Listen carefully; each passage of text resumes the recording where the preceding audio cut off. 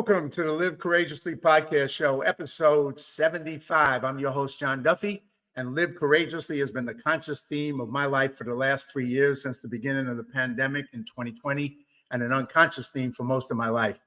Courage is resistance to fear, mastery of fear, not absence of fear.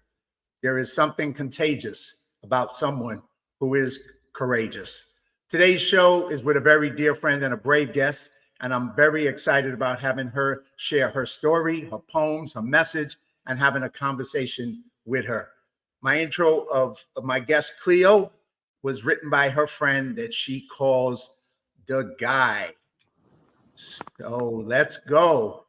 Cleo DeLoner, a true survivor, a proud veteran of the war in Somalia, a three-time suicide survivor, an author, a public speaker, an ardent supporter of our military and first responders, and an outspoken champion for post-traumatic stress disorder issues and suicide prevention. Cleo was born of a rape, conceived in violence, raised in neglect, shame, and abuse. She experienced incredible trauma while in Somalia, where she survived a horrific firefight, struggled to save a severely mutilated child, and was forced to drive through women and children with a Humvee to save her fellow military brethren. Upon returning home, Cleo served as a police officer, a corrections officer, and a counselor at her church. Unfortunately, her internal battles only intensified. She found herself combating the anguish, the pain, the nightmares, and the screams by taking countless prescription medications, suffering through hundreds of electric shock sessions, and being admitted to mental health facilities well over 30 times. Cleo is a remarkable storyteller. Not only is her story one of immense pain, but a story of remarkable strength and enduring hope. She has a remarkable way with words that puts you inside some of the worst situations imaginable, and they bring you to the other side with a joyous tear in your eye.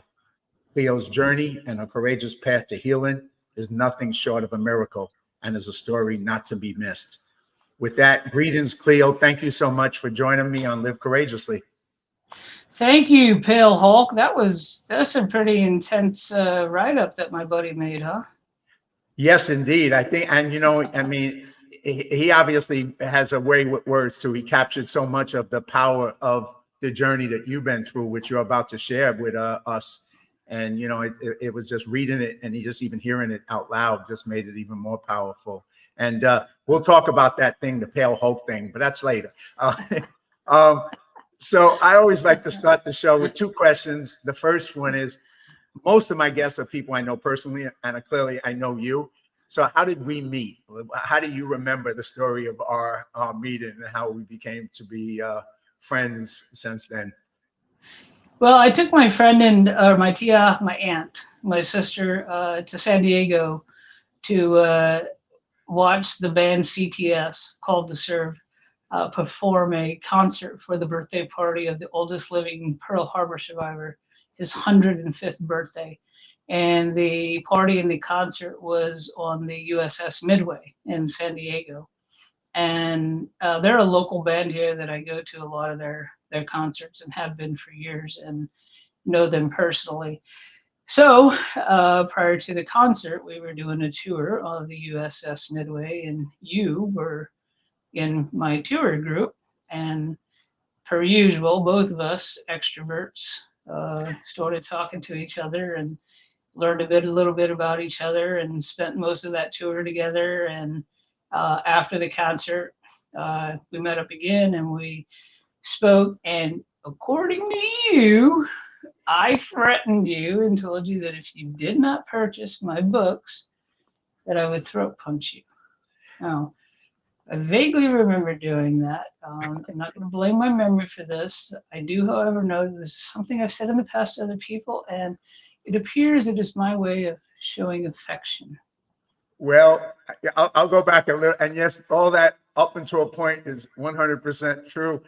I'll go back a little earlier. We were on the ship, yes, and we're both extroverts, and we started talking. And then at the end of the program, I remember I asked you about what your story was, and you responded, "You sure you want to know?"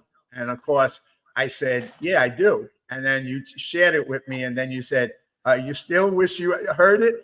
And I was like, Uh, it gave me a big pause. And then when we were outside the ship was when you basically told me about the book you wrote at that point. It was Trigger Points, I believe is the name of the book. Trigger Pieces. Trigger Pieces, excuse me. And then at that point, you told me I could get it on Amazon. And I said, yeah, I'll get it. You said, no, you're going to get it tonight and you're going to read it. Otherwise, I'm going to punch you in the throat.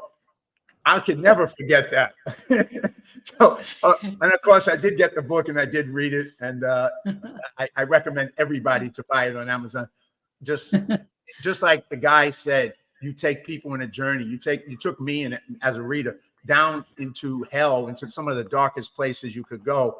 But then you brought it back out and you brought back to the light and you brought back the message to hope. And so I was inspired by reading that poetry. I must say it was probably the darkest, depressing stuff I ever read. But that wasn't, if I was left there, I would have really regretted it. But you didn't leave us there. You took us to the other side. So it was powerful. Thank you. Thank you for threatening my life to get me to read it, though. Well, apparently it works. And, It I worked. sold another book. So, it worked. Well, yeah, it's, back then as that book was written during my deep, dark days when I was enveloped by darkness. And, my outlet was to write. Some people do yoga or run or lift weights or do cocaine, drink, whatever, right? For me, it was writing, and I had to purge what I call the PTSD poison. And, so I just had to spill it out. And that's why the book is titled Trigger Pieces, because they are pieces that can trigger you. And,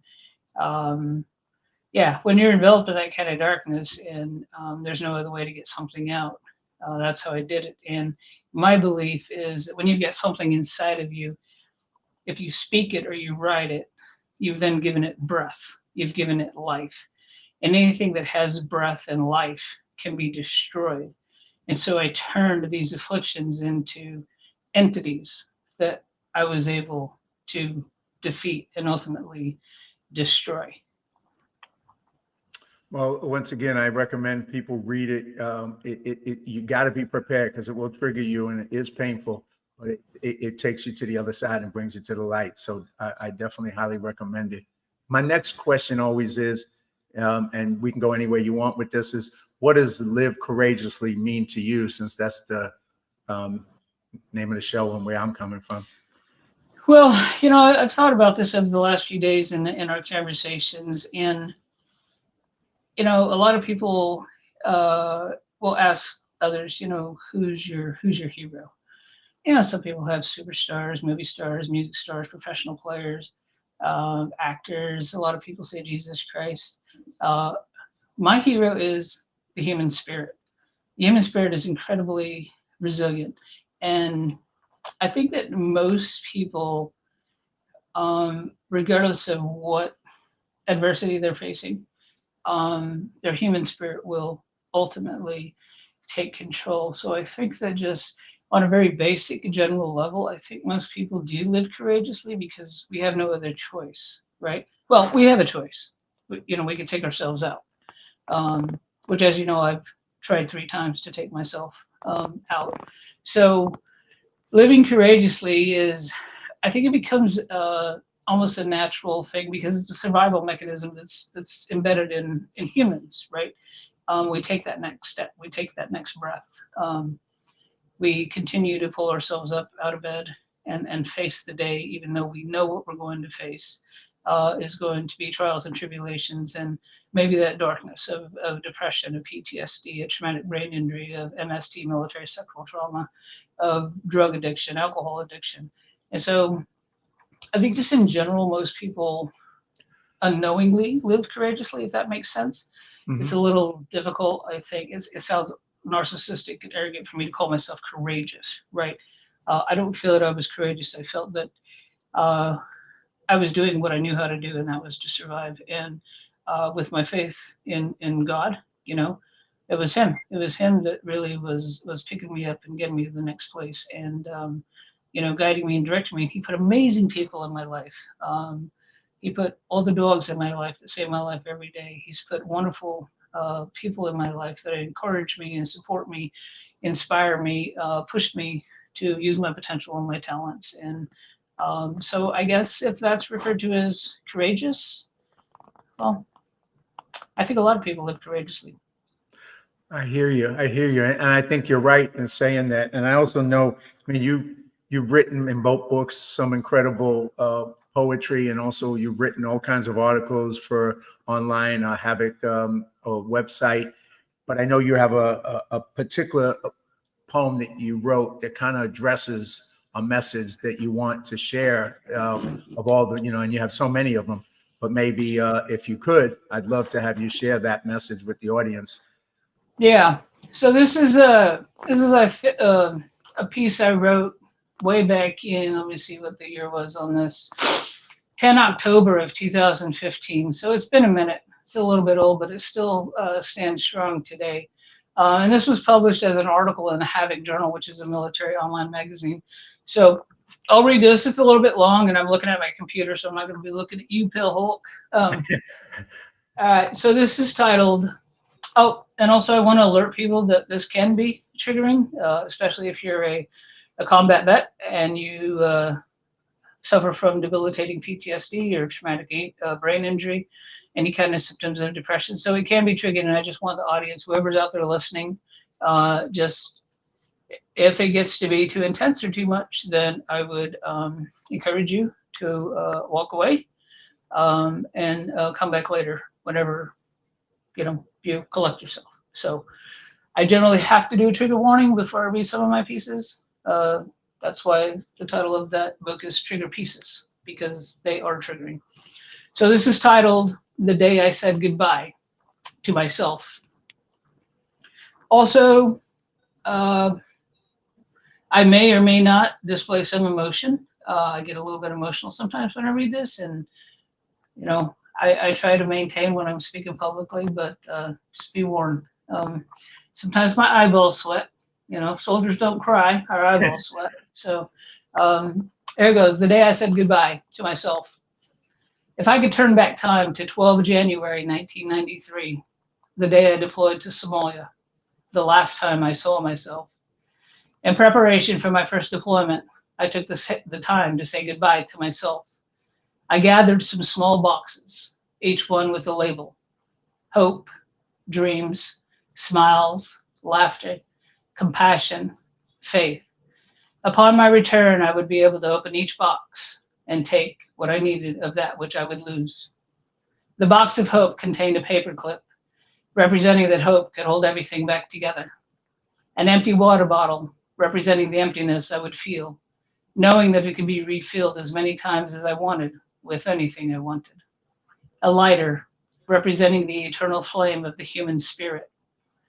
The box of dreams contained a picture of a sunrise, reminding me that every day is a new chance at life, an opportunity that many of my warrior brothers and sisters would no longer have.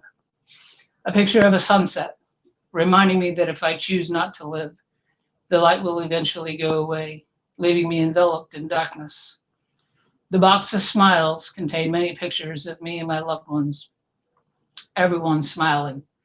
On the back of each photo, a description of the captured moment. The box of laughter contained old recordings of my favorite comedians to remind me that humor is found in the smallest things. The box of compassion contained a broken eggshell to remind me that when I touched it, how fragile the human heart and soul are. They need to be treated with sensitivity, compassion, and understanding. How fragile life is and how it can be crushed in a moment.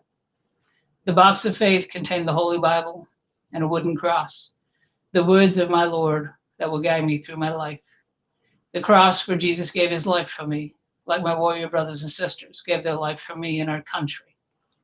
I then began a physical inventory. I looked down at my feet that filled my boots, crisp, clean desert boots. I thought of the final steps I would take on American soil, the steps I would have to take in defense of my brothers and sisters, the steps I would have to take in defense of the innocent, and the steps to defend my nation. I observed my knees. I hoped they were calloused enough after the many times I was on them in prayer, wondering how many times war would bring me to my knees in fear, in sadness, in sorrow, in pain, and in guilt. Would I have the strength to rise again to my feet, the ones that now wore dusty boots. I studied my hands. I envisioned them gripping my weapon tightly, the power they would soon hold to end a life, to save a life. Would they tremble when the time came to pull the trigger? Or would that come afterward? How many times will they be stained with the blood of my enemy, my comrades, my own? Would they hold my face at the end of the mission, catching my tears? Would they clench in fists of anger? I looked at my chest that caged my heart. I wondered if my chest could keep it contained while facing the enemy, or would it beat so fast in the midst of chaos that it would leap from my body?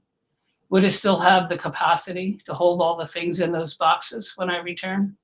Or would it become so hardened and scared that it could only hold rage? I walked to a mirror and stared at my reflection. I looked at my ears. I wondered if I would be able to handle hearing the god-awful screams of anguish, the deafening explosions, the sounds of bullets. When I return, will music sound the same? What about the cries of a baby, the laughter of a child, the voices of my loved ones? Or will any sound I hear only bring irritation, overrun by the sounds of battle? I focused on my nose, knowing I would get familiar with the smell of gunpowder, the stench of blood, rotting bodies, death, the strong aroma of sweat after days on end with no shower, going from mission to mission. Fear. Would I experience the smell of fear? The fear of my enemy if I get close enough? The fear that I might emit? I looked at my mouth, savoring the flavors of my last home-cooked meal, already looking forward to my first home-cooked meal upon returning, knowing that I would eat many field rations. Would food ever taste the same again? Would it taste better? Would I even care? I knew my mouth would scream out my battle cry. Would it hunger for blood? Would I then taste blood? Would I know what fear tastes like? Would the god-awful scream I hear come from my own mouth? Would I ever be able to speak words of love after war, or just words of pain? It was time now to look myself square in the eyes. They were filled with wonder and curiosity. But as I looked deeper, I saw a speck of fear from the uncertainties I would witness. Mangled bodies that had been shot, blown up, and burned was in the future of my mind's eye. The atrocities that mankind are capable of inflicting on each other was something I was about to be exposed to. Will these eyes ever bring sleep again? Or will they just see the images of war every time they close? Will they ever be able to see innocence afterward? Or will they only see evil and look at every person they meet with suspicion? Will they ever again hold that spark of life? Or will they be dead like the darkness of battle? I looked at my head where my mind lives. I knew it would be tragically altered during this deployment. How long can it last in battle before it breaks? Will it contain horrific secret thoughts that can never be spoken of? Will it be able to wrap itself around the things I would witness and do? Would it even remember anything? What will it convince me of as I sit alone with my thoughts after a mission? Will it transport me back home where the chaos of battle is absent? Or will it embrace the chaos and feed me strength? I was now done. As I took a final look, I wondered if I would recognize myself when I saw my reflection upon returning home. I smiled one last smile, looked deep into my own eyes, whispered goodbye, and went to war.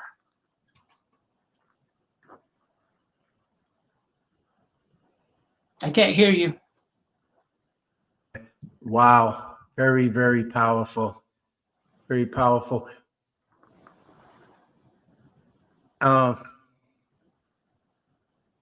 You okay, Jeff? You know, I'm just thinking because it hit me on a lot of different levels, and I'm just trying to process. My brain's going around different places with it. You wrote it 9 years ago. Yeah. How did it feel today reading it 9 years later? And obviously have gone through a lot in those 9 years since you wrote it. What are you feeling today in reading it and kind of revisiting it? I guess that's what I'm just curious because it isn't easy to kind of everything you put in there was so just well written, but it was just so emotional and authentic. Thank you. Obviously, that 9 years after returning home from Somalia, I attempted suicide by firing a bullet into my face. I shot myself in a suicide attempt, and that was the most brutal uh, act that I perpetrated upon myself. And this was obviously written years after, because I'm coming up on 22 years since the shooting. But tomorrow is going to be 31 years that I've returned home from Somalia. So 22 years ago, on June 24th, will be the day I shot myself. And 31 years tomorrow, I've been home from Somalia. And reading that piece, it reminds me that all of those metaphorical boxes, I still have those things. I have the hope, I have the faith and the laughter and the smiles. And for a lot of years, like I said, I was enveloped by that darkness. But to live courageously, as we've covered before, is taking those things and attempting to re-implement them into your life post-combat, post any trauma. And it was incredibly difficult. Clearly, I wasn't doing that, because I have attempted suicide 3 times, and I went through 6 months of electric shock therapy 3 times a week for 6 months. Multiple medications, obviously.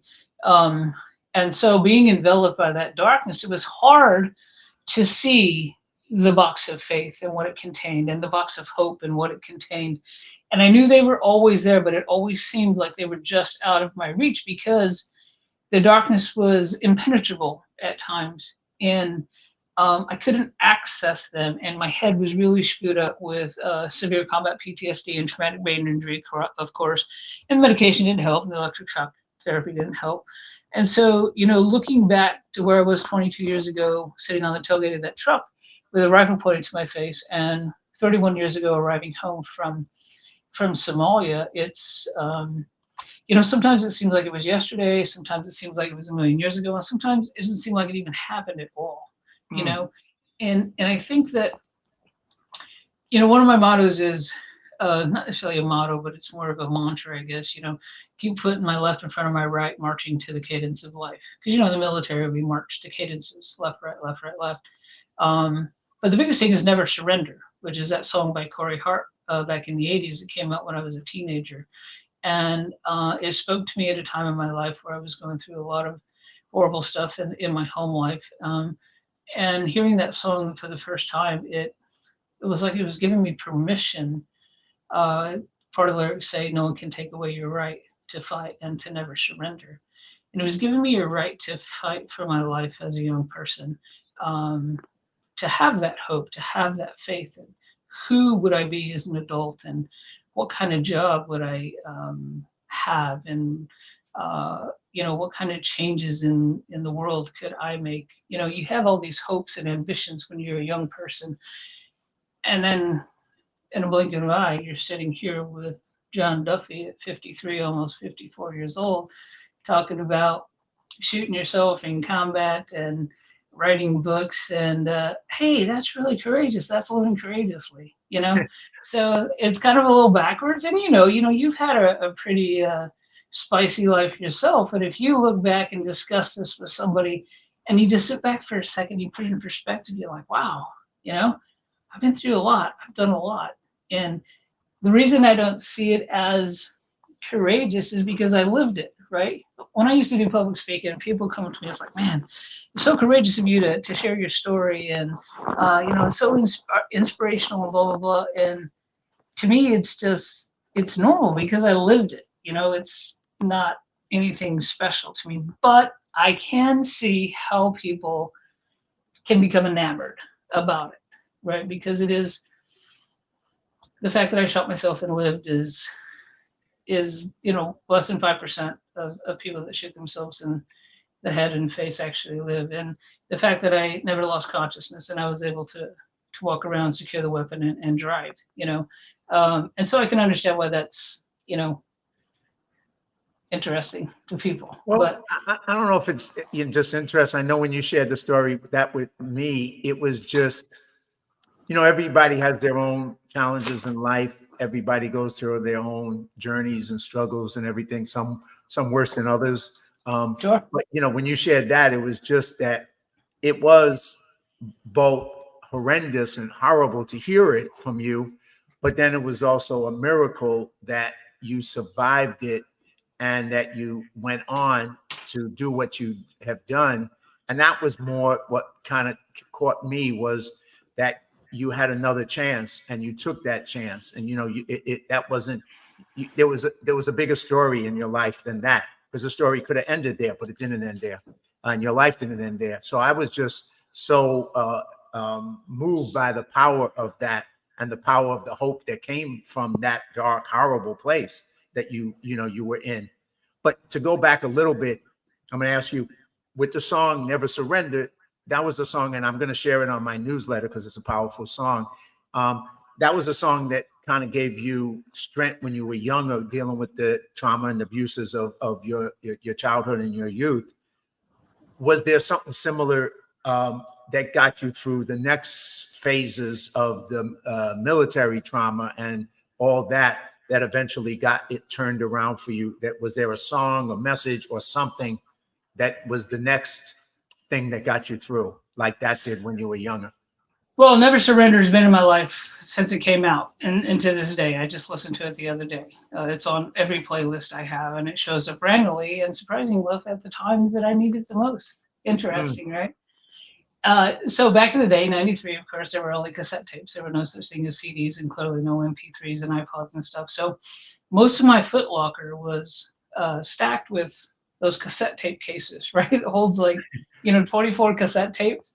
And I had a Walkman, right? There's a lot of people who don't know what we're talking about right now. I know, right? We're old. So I had a Walkman, and I think I took like a 6-month supply of AA batteries, right? Because the Walkman will eat up the batteries. And I used to listen to, I still do actually, but I used to listen to a lot of Christian music. And back then, it was Michael W. Smith, right? And interesting enough, and I don't even know if you know this story, Duffy, but if I would have told you this before the interview, you would have said, "Oh my gosh, you got to share that story." I'm like, "All right, bro." How many times did I say that to you? I know. So I love Michael W. Smith, right? I've been listening to him since I was 13 years old. You know who Michael W. Smith is? Yeah, you shared that with me earlier in one of our conversations together. Super popular Christian artist, still to this day. And years ago, I went to Tennessee to my publisher's home, and we're driving from Nashville to the airport. He's like, "Hey, that's where Michael W. Smith is." I'm like, "What? Michael W. Smith is what?" He's like, "Oh, you know him?" I said, "Do I know him?" I listen to his music. And he's like, "You want to meet him?" I'm like, "Say again? You want to meet him?" I'm like, "You kidding? I mean, who's going to say no to that, right?" Right. And I don't get starstruck by people, right? I look at stars as, they just have a different job, right? Right. Michael W. Smith's a little bit different, right? So prior to meeting Michael W. Smith, because we went to his home, to his recording studio, he was working on a new album, which I, got an advance copy signed, and, I got to hang out with Michael W. Smith. Prior to going there, I wrote a piece for him that is titled "The Voice in the Box," which is his cassette tape and my Walkman, right? The Walkman is the box. Huh. And it's about how his music got me through so many things growing up, and a soldier in combat. When I would come off of missions, and I would sit on my cot, and I would get my Walkman, and I'd put a Michael W. Smith tape on and put my headphones and just, listen to the messages of hope and encouragement through his voice and the lyrics. And so I wrote this piece titled "The Voice in the Box" for Michael W. Smith. And when I met him, I got to read it to him and give him a signed copy. And it's actually published in the book Zero. And it even says, dedicated to Michael W. Smith. And later I burnt it on a piece of suede for him because I've met him a total of 3 times.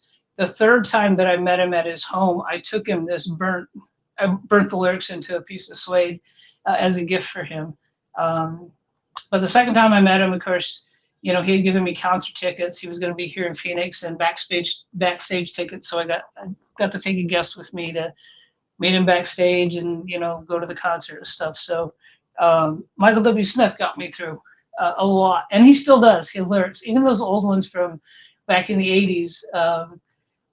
Yeah. So, So and Bon music, Jovi, lots of yeah. music. But So music obviously has been and having those songs with those messages that encourage, uplift, and inspire play a big role. I mean, I know in my life too. It's just there's songs now. There's a song I play every morning from Zach Williams, and it's the same kind of thing. It's just like it puts you in a different state of mind. It starts you in that state of mind.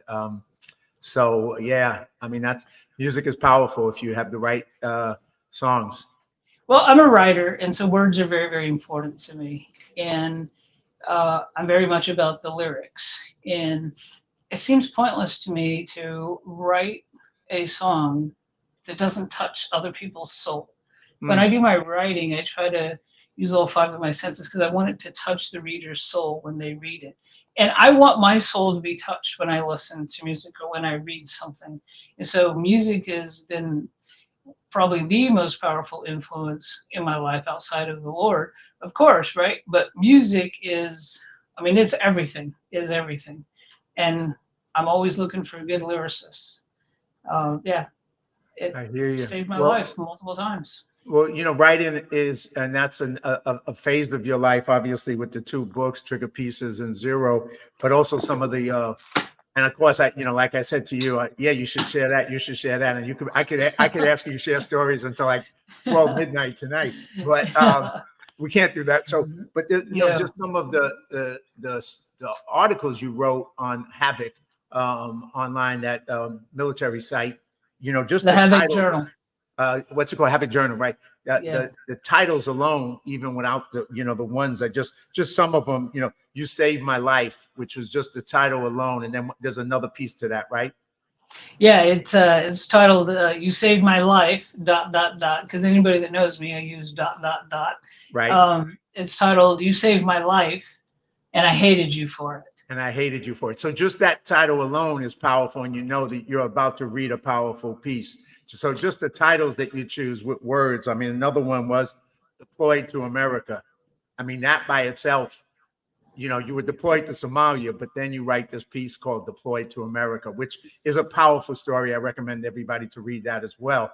But just the titles, or, thank you for your service. And you know that that's going to be not exactly what you expect it to be. And so once again, some of the titles you even chose for these Havoc Journal articles just capture what the story's going to be just alone in the title. So I recommend everybody to go there online and look them up and read these powerful stories. Because as much as I want to say, could you read that? I can't. So I got a restriction on me or self. Well, the thing is, the problem with my book, it is deep, it's graphic, it's intense, it's dark, Right. and it's called Trigger Pieces for a reason. And when I have an opportunity to physically, personally give somebody a book and sign it for them, I always tell them to be careful, be careful, be careful. Most people report to me, man, I can only read a couple pieces at a time. I have to put it down. Or, I mean, I can't finish this. It's too much. The problem in reading the book is the titles are very thought provoking. So when you finish reading a piece and you're like, oh my gosh, and you're trying to chew on that and absorb it and process it, you see the title to the next piece, you're like, oh, what is this about? And you're just like, oh my god. And so it's difficult to put down in that sense because you're right. The titles are very thought provoking, and it kind of hooks people, right? That's what you do as a writer. You want to hook Sure. them and reel them in like you're some sort of crazy fisherman. Well, you also, with the books, you also did. I mean, you've done, for a while there, you were doing speaking, and you were going out and speaking and sharing your story. Tell us a little bit about that, or maybe a highlights from that. That was Yeah, a period. it wasn't so much sharing the story. It was I mean, it was sharing the story, but it was more to help um, lower the amount of suicides in the warrior community, the veteran community. 22 veterans a day, one active duty a day commit suicide. The 12 to 15 first responders. And having come away from 3 suicide attempts, obviously the one most brutal was shooting myself. having come out of that with a newfound hope and joy and happiness for life, I knew that if there was somebody out there that was struggling with the same kind of stuff, if they heard this and they saw that a person can get past that, it may give them a spark of hope where they might reach out for help. And if I was able to help, change someone's life, inspire someone's life where they could change it, and just kind of pay it forward thing. So it was more of, this is who I am, and I would use my book, like I would cover my childhood by one of the pieces in my book titled The House of Pain, and I would speak briefly about how childhood PTSD can, evolve and get worse, and depending on the type of trauma you went through as an adult. And so, yeah, it was just promoting the book in a sense, but mostly kind of like you, giving my book away all the time, right? And just getting up there and saying, hey, this is what I've been through. A lot of you have been through absolute worse, and some not as bad. There's a way through this. You can get through this, and in my speaking engagements, it's interesting because, like you said in the book, I'll pull people into the darkness, right? Come on, I'm pulling them into the darkness. And, then you just kind of shine a light, throw them back into the light, pull them back into the darkness. And that's how I did the speaking engagements. I don't really want to talk about, I just don't want to sound arrogant, but, I always got standing ovations at the end of the talks. And, during the talks, people were just, you could hear a pin drop, but you hear a lot of sniffling, a lot of crying, right? And the response afterwards was always very, it was intense, right? And it just, it got to the point where it was just a little bit overwhelming. Sure. It was emotionally charging and emotionally draining. So I stopped for a while, and then it just became, I stopped forever doing the public speaking. So you can take that and do with it as you wish. But Well, yeah, I don't go on the road and do public speaking anymore. It's hard for people who haven't ever done it or haven't ever shared stuff that emotionally to yourself. But you're right, because you in particular, when sharing that, you're reliving it. It's affecting you emotionally, because if Sure. you're not being affected, your audience isn't going to be affected. So you're kind of, feeling Sure. the pain and sharing that. And, there's a point where eventually your brain and your body goes, all right, already, enough of this. It's just, why are you putting yourself through it and through it and through it? And of course, it's to help others, and that's why you were doing it. But, Sure. at some point, you got to, maybe make a different choice, and you did. So that's all cool. And then you started to do these burn-ins, and and what's the word? Because I've never heard that word before. Live courageously. Yes, that I have one right here. She did, and she has a better one. Look we got matching ones, brother. This was the first draft that she did in how long did you scramble to get it to me? Oh man, that is so terrible. I gotta send you a new one. That's one of my worst pieces of work. It looks like a 3-year-old did it. So this was when we were in Arizona and Phoenix. That's when she gave it to me.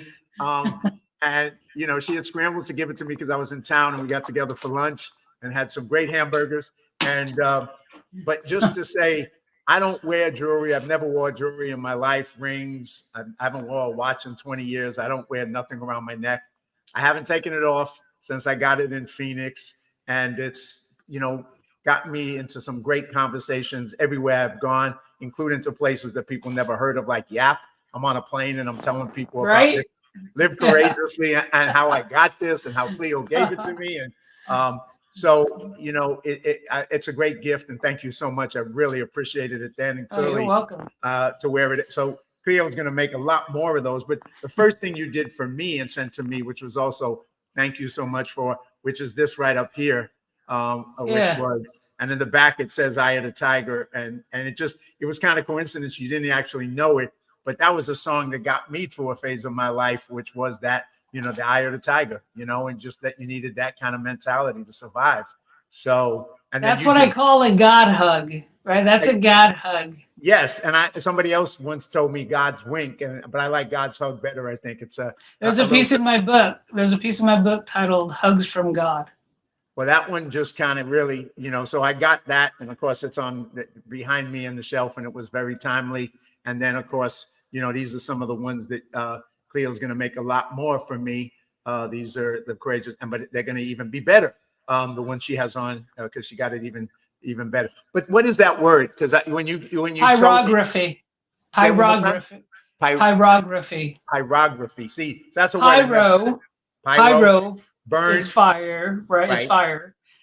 Pyrography is writing. So Writing. it literally means fire writing. Fire writing. Pyrography. Cool. So that's what she's done, and done so many different types of burn-ins. And I'm going to just throw up a couple of them because there's some really cool ones, like this one. If you want to comment on it, this is one that you did with all that. That's a piece from my book that I dedicated to a combat medic buddy, Angels on the Battlefield. Angels on the Battlefield. Then you did this one, which is also with all these dog tags. And, that's those are the 44. Now there's 45 killed in action, Somalia. That's my Somalia memorial. Wow. And there's this one here. That's on leather. On leather. And then, of course, I showed you mine. And then there's a couple other ones like this one. Really awesome. I love that one. Yeah, that's pretty cool. Dreamcatcher. Spidey. Spider. I don't see any Pale Hulk ones yet, but just saying. And maybe tell the story, because we're going to get a little lighter before we get heavier again. How did I end up with this name, the Pale Hulk? I have no clue. You know what? I think I saw a picture of you one time, and your face it reminded me of the Incredible Hulk, but you're not green, you're white. And so I tend to give people nicknames because I have memory issues, and 10 seconds after meeting someone, I don't remember their name. And most people call you JD or Duffy, mostly Duffy, right? But so generally when I give someone a nickname, it sticks fairly well. And I show people your picture and they're like, yeah, I don't see the Hulk in there. And I said, well, you don't know what you're looking at. So to me, you just, and you're working out at the gym all the time, and you're so arrogant and conceited, posting picture of you in the gym, showing your, I lost 10 more pounds, and I'm 70 years old, and I'm like the Incredible Hulk, and I'll crush your head like a grape. And no, I'm just messing with you, but I don't know. That's all good. I love it. Well, I'm a writer. I can make up a story on the spot. Yeah.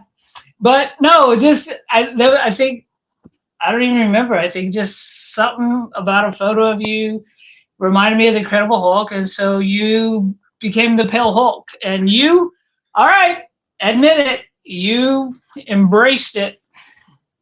Hey, when you get a nickname, if it's a cool one, you take it. Add it to the nicknames, whatever. Yeah. So check this out. You're the Pale Hulk. But I'm a pivot back, because we're gonna probably go a little bit longer. Hopefully, we'll get all my key things in. But I also want to see if you got time to share a story. You told me a great story in Arizona when you went to this prison. Veterans. I don't know if you want to do it today. You can, or we can move if to another time we do it. Oh no, it's okay. I just wanted to expand a little bit more on the on wood burning. Please. Let's go back and expand. And I learned back when I was 14 years old in arts and crafts in high school, and my craft teacher that taught me, his name was Birch Howard, and later I found out years later that he was a Korea War veteran, and he died like 6 years ago. So on the back of every burn, I burn "Forever Grateful, BH." Birch Howard for his initials. And if I had a business name, it would be Forever Grateful Creations. And wood burning brings me an enormous thank you. Wood burning brings me an enormous amount of peace and joy and happiness. It's very, very therapeutic for me. When I'm burning a piece for a specific person that I have spent time with, that I'm close with in my life, I put on music that reminds me of them, and I commit my entire thought process to that person. And the entire time I'm burning an image for them, I'm listening to music that reminds me of them, and I'm thinking of them, of the time we've spent together, the conversations we've had, the good times, the bad times. And I focus all of my thoughts on that person that I'm making a burn for. And it brings me an enormous amount of joy to see the look on someone's face when they receive a burn. right? And I'm not, exceptionally awesome at it. I'm probably about average, maybe a little below. Um, I recently met this guy through Facebook. He lives in Houston. He's a retired art teacher. And I think he might be listening, him and his wife. So I'm going to do a shout out to my buddy Pyro Craig and his wife Becky. Now, this guy is a seriously talented pyrography artist. And we have many, many phone calls. And, he says I give him tips, but, he's, yeah, he blows my stuff out of the water. But people who do this medium talk about just the peacefulness of it, burning something into a piece of wood. And again, this image comes to life. So for me, it's incredibly therapeutic. It's my therapy. And with my bum elbows, I haven't been able to do as much as I would like to. So I might have to actually go see a therapist now, Pale Hulk. and of course, you're working on the burnings of these dog tags for me as well. So, so I look forward to that. And I'm going to be sharing those on my website and sending it to friends as well. So I really appreciate that. And thank you for that. Anything else you want to say on that? Otherwise, I'd love to tell you the story. And we have one more powerful poem that I want you to share as well. But let's maybe go to the story first if you want to go there. Yeah, whatever's next. You're the producer. Hey, I'm just the guest. You tell me what to do. Before we do that, I'm just going to take so this is another one that you gave me that hangs up in my car. With, the armor of God. In the back with Timothy. Oh, 2 Timothy 2:3-4. Correct. So that hangs up in my car. So thank you for that as well. So yeah, let's just shift then to, you told me a story about going to this prison and a very unique experience with, in particular with the military vets who are in that prison, unfortunately, for different things that has occurred in their life. So share that story with us. I think the audience would really appreciate. Yeah, so it was actually a county jail, and I live in Arizona, Maricopa County, and back then Sheriff Joe Arpaio was the sheriff, and Sheriff Joe is also a veteran, and he was also military police like me. And so he had a very soft spot in his heart for veteran inmates, right? You take a combat vet who's dealing with PTSD, TBIs, MSTs, end up getting busted for committing a crime, and now they're sitting in a jail cell with untreated PTSD. And I can't imagine how horrendous that would be. And Sheriff Joe kept the veteran inmates separate from the general population. And two of his very good friends were friends with the lady who managed my public speaking and book stuff. And they had told Sheriff Joe about me and he wanted to meet me. So on the third time that I actually met him, he had talked to me about starting a writing program in the jail for veteran inmates, because I always promote the therapy of writing, right? Write it down, give it breath, give it life, it can be destroyed, right? Purge those things. Nobody ever has to see them. You can rip it up, you can burn it, but write. Everybody's story is important. Write your story. It matters. You matter. You are not a zero. Let your story be heard. And so I was going to go once a week to the jail to do a writing program with these veterans to kind of help them purge their trauma. And so Sheriff Joe asked me if I would go do a speaking engagement with the veteran inmates. Now, he always kept the male and female separate, of course, right? And this is the first time he brought male and female inmates together in one room. They were all veterans, and he had the females sitting up front. We were in the chapel. The males were in the back, and there were more males than there were females. And I brought a whole bunch of my books and a whole bunch of journals because I was, going to hand them out in this writing thing. And so I did the speaking engagement, and it was really, really cool because Sheriff Joe got up there before me and spoke briefly, to introduce me. And this is the thing for people who don't know about Sheriff Joe. He was a very controversial, a very popular sheriff for the United States. He's the most popular sheriff in the United States and internationally even. I mean, when I went into his office, he had front page newspapers in London with his picture on it, right? And it said toughest sheriff in America. And so everywhere Sheriff Joe went, there were TV cameras, all the news cameras, reporters, everybody follows him. And this was a big event because it was on Flag Day, which is also his birthday. And I think it was his 86th birthday. And so I wasn't expecting so much media.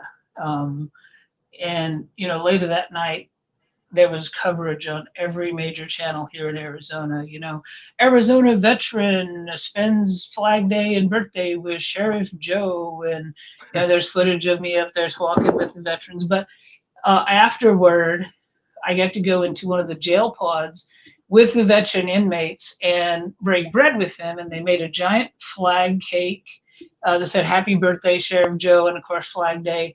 And he never let the inmates eat meat. And on this day, he let them have hot dogs, which technically probably isn't meat, but you're right. So he let them have hot dogs and these big bags of chips and giant Gatorades. And so I sat in there in a jail pod, you know, where there's, you know, probably 10, 12 inmates that sleep in there. And I just broke bread with some of my warrior brothers and sisters. Well, my brothers, because the females were separate. So I walked around the jail inside the pods, talking to the veterans, you know, "Hey, why are you guys in here? You know, are you struggling? What's going on?" And Sheriff Joe had all the flags of the branches in the jail cell, actual flags. And there, he allowed the veteran inmates to paint patriotic stuff on the wall, you know, eagles and flags and any kind of military type stuff. And so it was really an interesting afternoon. Going there and speaking with them. And one of the pieces, which I'm going to read here in just a second, let me pull it up here on the computer, is titled "Bring It On." And this piece is very, very important to me because it occurred to me, again, you give the affliction life and breath, it can be destroyed. And so whatever it is that we're struggling with, if it's addiction to alcohol or pills or sex or gambling or mental health or bipolar, depression, PTSD, TBI, whatever entity